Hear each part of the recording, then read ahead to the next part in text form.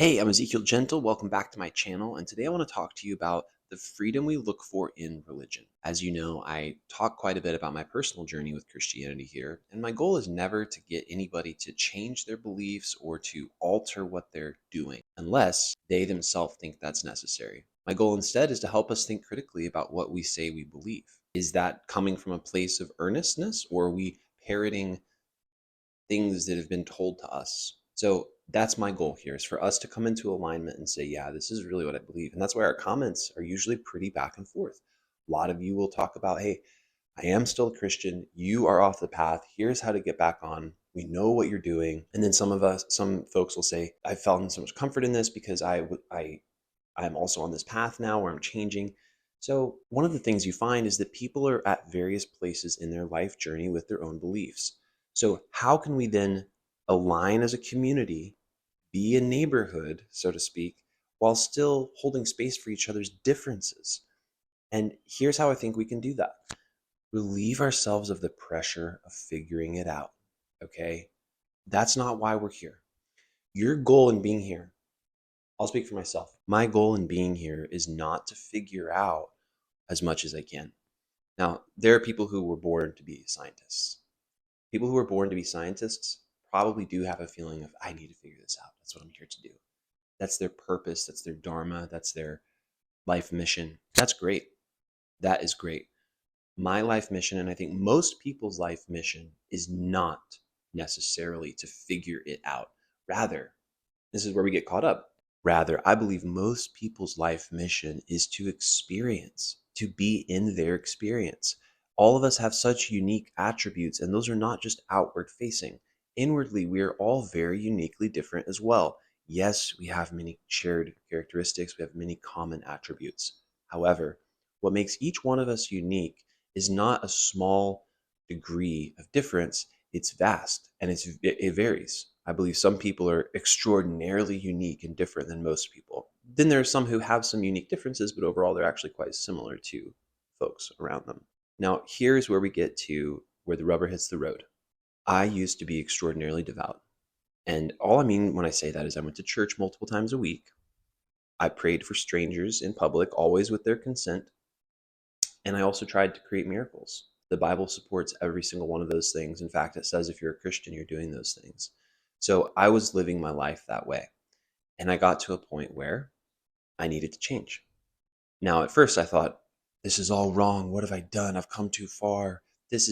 I now see all the reasons this isn't true. And you have to just remind yourself in a moment to calm yourself. Remember your experiences. Remember the fact that you brought yourself here. Okay, you brought yourself here for a reason.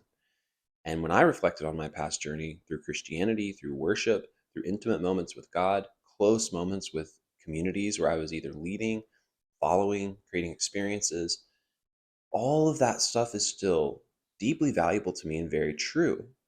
So then how could I possibly have deconstructed from being a Christian? Well, that's just it. I think we need to not use the word deconstruct anymore.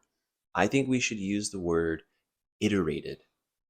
I've iterated my faith. Oh, so what do you believe? Boom. Instead of, I'm a deconstructed Christian. I used to believe Jesus, now I don't. He's like Santa and he's not real. It's like, are you a toddler? If that is your view, your relationship never matured. Your relationship with Jesus, the Father, and the Holy Spirit never matured if you feel like you got to a place in Christianity where you just found out Jesus wasn't real. And I can say this from experience because that's where I was at first. But then I realized the depth. I remembered the depth, and I remembered, okay, putting all of this on pause for a second. What if the conclusion that everything here in the Bible needs to not be paradoxical? What if I just assume for a second none of this actually has to be the way it is?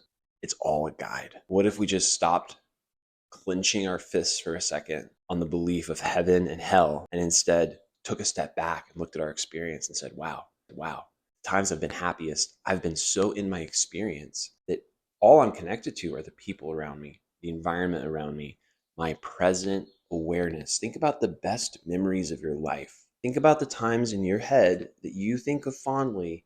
And when you think of them, you're happy. That's the standard. You want to get back to that. In that moment, I guarantee you, You were present AF. You were very present in that moment. And this is where the key is, okay? This is why I found so much value in Christianity. This is why some of you need to actually go to church. That's why some of you need to leave church. That's why some of you need to go to the mosque. That's why some of you need to leave the mosque. That's why some of you need to go to synagogue. That's why some of you need to leave the synagogue, right? Because only you can really tell by your internal barometer, is there conviction in my spirit when I'm doing this? If not, I don't know what the Muslims and the Jews say, but Christians say that you're being a hypocrite. God would rather spit you out if you're lukewarm. If you're lukewarm, God would rather you not participate, is pretty much what the New Testament in John says about you being spit out if you're lukewarm. So all of that to say, we're not here to change each other's beliefs. Okay. I'm not here to change yours. You're not here to change mine. Here's what we are here to do. Let's find our common grounding. Okay. You can grow into your best, truest self, and so can I. We may not be in the same religion, okay? Your prescription from your religion that says that you have to condemn me to hell, number one, really think about that. Is there a verse that actually says that you're the arbiter of justice on that? And then number two, think about if that's a priority. In the grand scheme of priorities is how, as far as how you relate to other people, if you're a Christian, Muslim, or Jew, the way that you interact with other people, what should be the top of the priority list? Almost all of them would be love. In almost every expression of those faiths, the top priority with how you interact with other people would be love, not judgment. Not judgment. It's not incumbent upon the individual to judge other people in any of those faith systems. Okay, so the increment that I created to get to where I am in my faith did not remove the foundation that I was given. I have this incredible foundation, this incredible set of values, morals, ethics, and it's based on the Bible, you guys. It's based on the Bible, and the Bible is amazing for that reason. Wow. But at the same time, if we tap into something as ultimate source of truth, and we put our blinders onto our experience, we're no better than the Pharisees who crucified Jesus himself.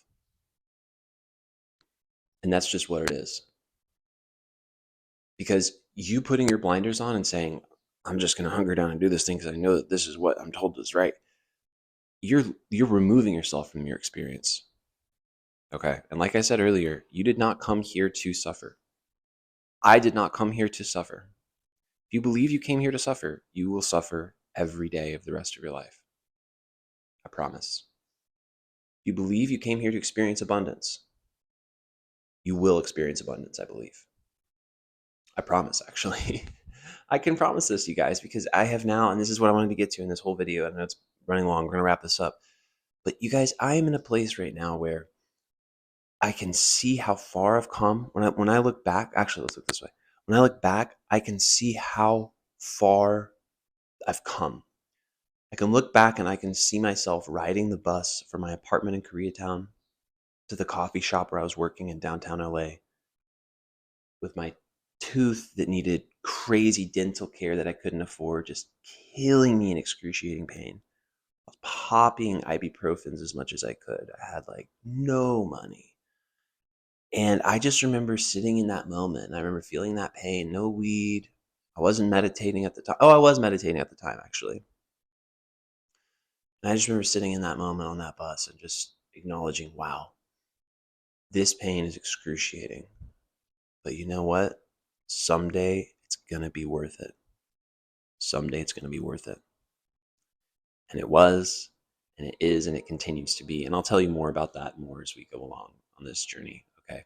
There's a whole lot more there I want to get into. But can we just agree that we're here to help each other? Okay. I'm not here to figure out how true are you being to yourself or to your faith. And neither are you. All right. So find it within yourself to acknowledge, okay, nobody's ever actually going to know my level of conviction. So I have to be tuned in. I have to be tuned into my level of conviction because nobody else will ever know how true it is. So why would I let myself get off on this path down the road that I don't want to be down just because I was tuned out to what was going on? Okay. I know we covered a lot. If you like this video, please drop a like, write a comment, and subscribe. Tap the bell for notifications, and I'll see you in the next video. Thanks for being here.